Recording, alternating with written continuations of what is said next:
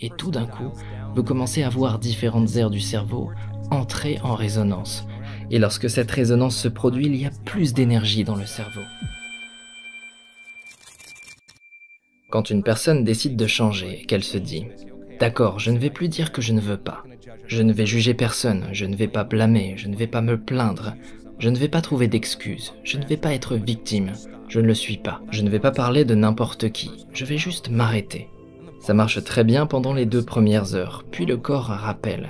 T'es hors horaire. Normalement à 8h du matin, tu es bloqué dans le trafic et tu es en colère. À 11h, tu vérifies tes mails et t'es vraiment remontrant et frustré. Le corps vous dit « Ok, tu te comportes comme ça depuis 20 ans. Tu vas arrêter juste aujourd'hui. » Le corps, qui a été conditionné émotionnellement à se comporter comme l'esprit, veut retourner dans son territoire familier, vers le connu. Donc il commence à influencer l'esprit et il dit « Tu arrives ici, allez, c'est le bon moment pour juger. Allez, c'est le bon moment pour souffrir. C'est à cause de ton ex, c'est de ta faute, c'est la faute du gouvernement. C'est la météo. » Quelle que soit l'actualité, quelle qu'elle soit. Et si on accepte de croire, de s'abandonner à ces pensées sans les observer, on passe à côté et elles commencent à programmer le système nerveux autonome pour qu'il produise les mêmes combinaisons biochimiques. Et c'est alors que la personne se met à faire les mêmes choix, à faire les mêmes choses, à créer les mêmes expériences, juste pour avoir ce sentiment familier.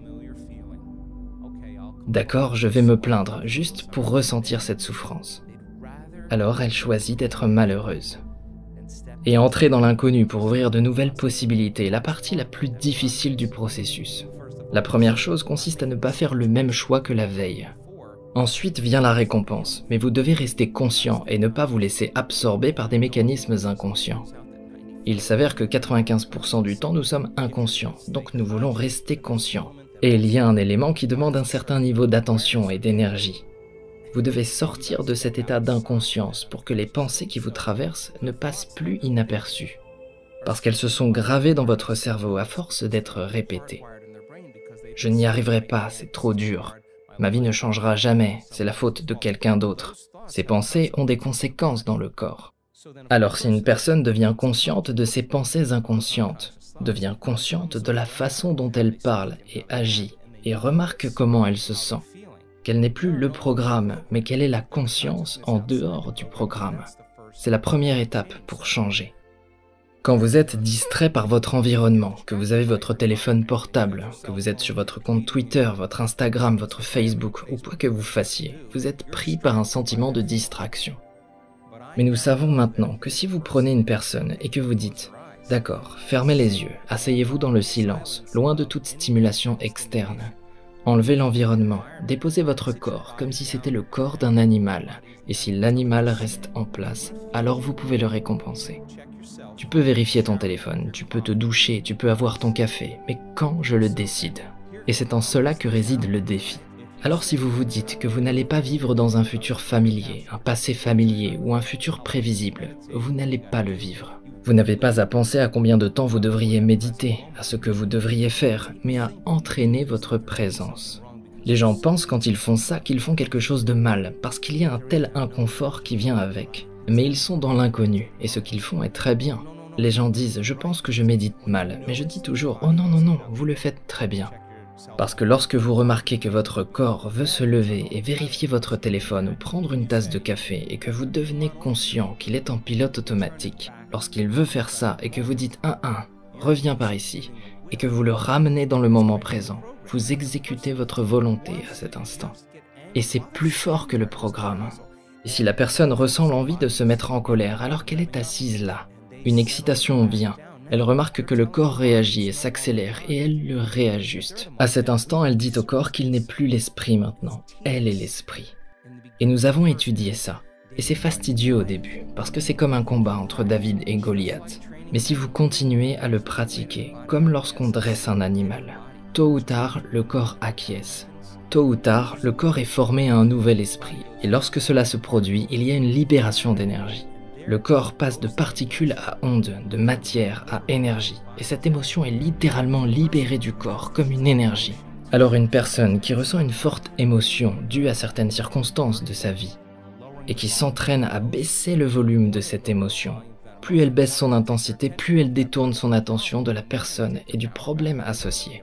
Elle reprend son pouvoir, et il va y avoir une rupture dans l'attention qu'elle accorde aux circonstances.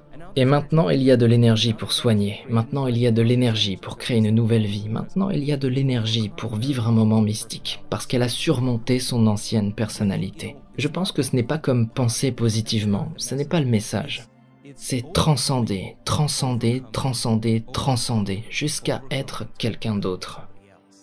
Et quand cela se produit, la personne commence à penser différemment. Et elle commence à agir différemment. Et elle commence à se sentir différemment. Et elle est une nouvelle personnalité. Elle commence à voir ses synchronicités et ses concours de circonstances. Traversant cette rivière du changement, le processus de création devient réel. Quelle pensée voulez-vous déclencher dans votre cerveau ? Quel genre d'intention et d'attention voulez-vous déployer pour qu'elle devienne la voix la plus audible dans votre tête ? Et si vous continuez à vous entraîner, la programmation deviendra un logiciel et il dira que vous pouvez tout réaliser, qu'en un rien de temps vous pourrez accomplir n'importe quoi et que vous êtes illimité. Que vous devez juste y aller et que de l'autre côté il n'y a que de la bonté. Pour tout ce que vous voulez, vous obtiendrez le programme si vous vous asseyez et dites « Comment vais-je être avec ma femme, mon mari, mon partenaire ? Comment vais-je être avec mes enfants, au travail, avec mes collègues ? Comment vais-je être dans la circulation ?» Vous fermez les yeux et vous commencez à visualiser dans votre esprit. Si vous êtes vraiment présent, le cerveau ne fera pas la différence entre l'expérience de la vie réelle et ce que vous imaginez. Alors il passe d'un enregistrement du passé à une carte du futur et maintenant vous installez la programmation. Continuez de pratiquer. Cela deviendra automatique et de plus en plus facile. Maintenant c'est comme un logiciel et vous pouvez commencer à vous comporter différemment. Et si vous vous dites « Je ne vais pas attendre ma guérison pour ressentir de la gratitude, je ne vais pas attendre ma nouvelle relation pour ressentir de l'amour, je vais réellement, émotionnellement enseigner à mon corps à quoi ressemble cet avenir avant qu'il ne se produise. » C'est un grand revirement pour beaucoup de gens parce que nous dépendons tellement du monde extérieur pour changer notre monde intérieur. Attendre n'est pas créer. Les gens pourraient avoir les plus grandes intentions du monde, mais s'ils ne la combinent pas avec une émotion forte, il n'y aura pas de signal parce que le ressenti est porteur. C'est l'énergie qui soutient la pensée. Alors quand on est en séparation, en manque, dans l'attente de richesse pour ressentir l'abondance, nous vivons fondamentalement toute notre vie dans la douleur. Si vous analysez ça, qu'une personne peut se lever de sa méditation et qu'elle se sente littéralement différente, et qu'elle ressente l'émotion de son avenir avant qu'il n'arrive, en renversant tout le processus. Elle ne peut pas chercher. Pourquoi chercherait-elle si elle ressent que c'est déjà arrivé, s'il n'y a plus de séparation? Quand ces heureux hasards, ces coïncidences, ces opportunités commencent à apparaître dans la vie des gens, ça marche. Mais quand tout d'un coup, ils commencent à vivre l'expérience dans leur vie, ils commencent à croire qu'ils sont davantage les créateurs de leur vie, et moins les victimes de leur vie.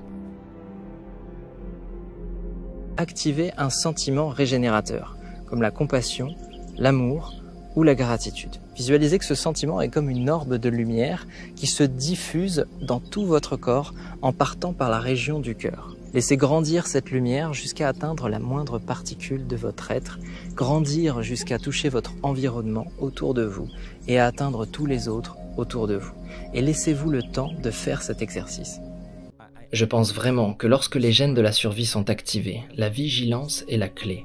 Il pourrait y avoir 10 choses qui se passent vraiment bien dans notre vie. Vous avez forcément un membre de la famille ou quelqu'un que vous connaissez qui fait ça. Il peut se passer 10 choses vraiment formidables et une seule mauvaise, et elle se concentre sur cette mauvaise. Pourquoi? Parce que les gènes de la survie sont activés. Elle veut s'assurer que ça ne se reproduira plus.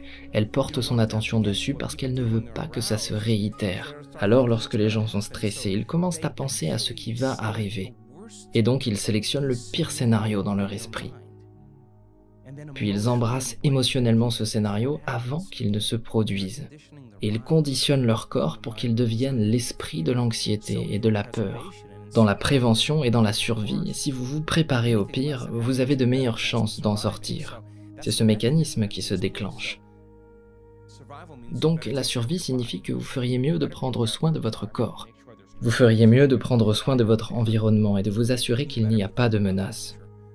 Alors vous gardez un œil autour de vous et vous pensez à l'avenir sur la base de ce que vous avez appris dans le passé.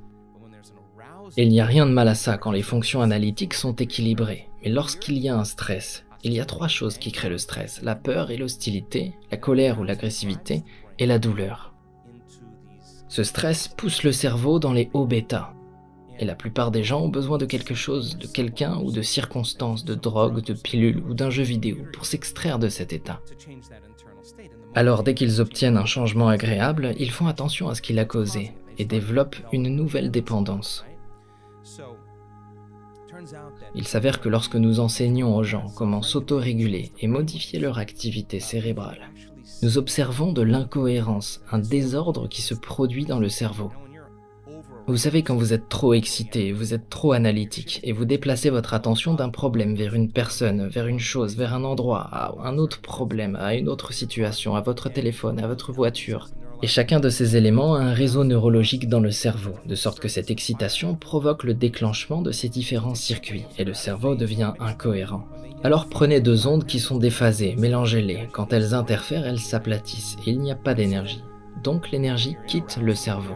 Alors quand vous êtes stressé et que vous vous concentrez sur la cause, s'il y a quelque chose qui bouge dans le buisson et qu'il fait noir, vous vous figez et vous vous concentrez dessus et il y a une montée d'adrénaline, vos pupilles se dilatent, votre cœur commence à s'emballer et vous êtes prêt à vous battre ou à vous cacher.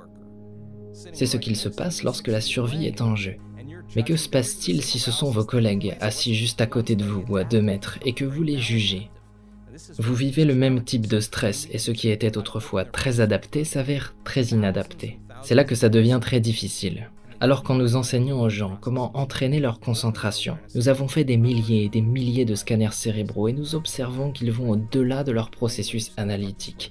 Ils ouvrent leur conscience, passent d'une attention focalisée à une attention ouverte et ils apprennent à se réguler et à se détendre. Leurs ondes cérébrales commencent à descendre en alpha. Ensuite, s'ils pratiquent correctement, ils parviennent à connecter des zones du cerveau qui étaient peu sollicitées et commencent à unifier différents réseaux neuronaux, eux-mêmes formés de plus grands réseaux. Le cerveau commence à se synchroniser et tout d'un coup, vous commencez à voir différentes aires du cerveau entrer en résonance.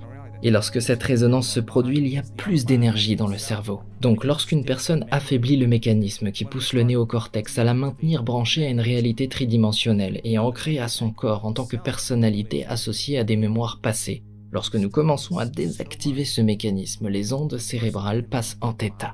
Nous avons beaucoup étudié ça. Quand une personne peut laisser son corps dans un état de sommeil léger et se sentir tellement en sécurité qu'elle peut finalement lâcher prise et s'abandonner. Le corps dort, mais l'esprit est éveillé. Et maintenant, la porte entre l'esprit conscient et l'esprit inconscient est grande ouverte.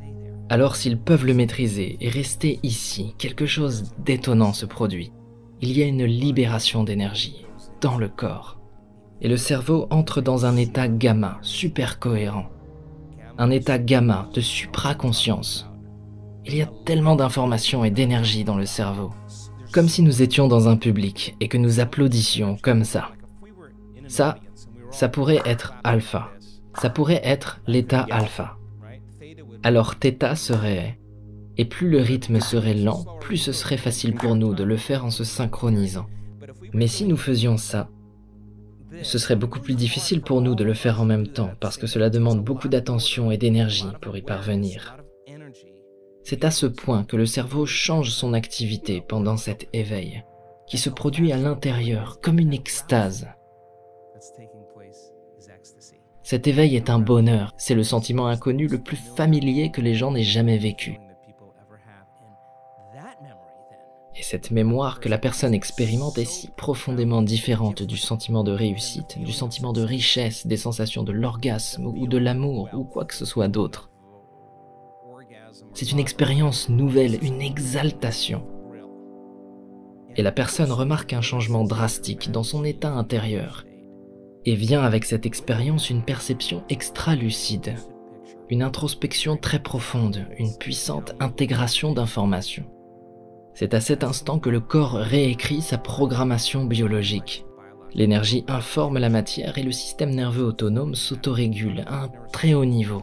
Maintenant, c'est une combinaison de très haute fréquence qui envoie des informations très cohérentes aux tissus et aux cellules, qui transmettent de l'énergie aux tissus et aux cellules, et les cellules sont plus cohérentes, plus lumineuses et émettent plus d'informations. L'instant d'avant, il y a la maladie, et l'instant d'après, elle n'est plus là. Je l'ai vu trop de fois. Il y a eu un homme à Cancun lors de notre dernier événement, un vétéran qui est arrivé en fauteuil roulant. Il avait les 2 genoux fatigués, le dos bloqué, il ressentait une douleur extrême dans la plante des pieds, il ne pouvait plus marcher. Il avait des pensées suicidaires, un trouble de stress post-traumatique, il avait essayé beaucoup de choses. Lors de la méditation en marchant, il se traînait sur ses 2 béquilles. Le lendemain, il était sur une seule béquille. Le soir de la dernière méditation, je le jure, il trottinait au bord de la plage, sans ses béquilles, et les bénévoles qui habituellement aident les personnes handicapées le poursuivaient alors qu'il filait dans la direction opposée.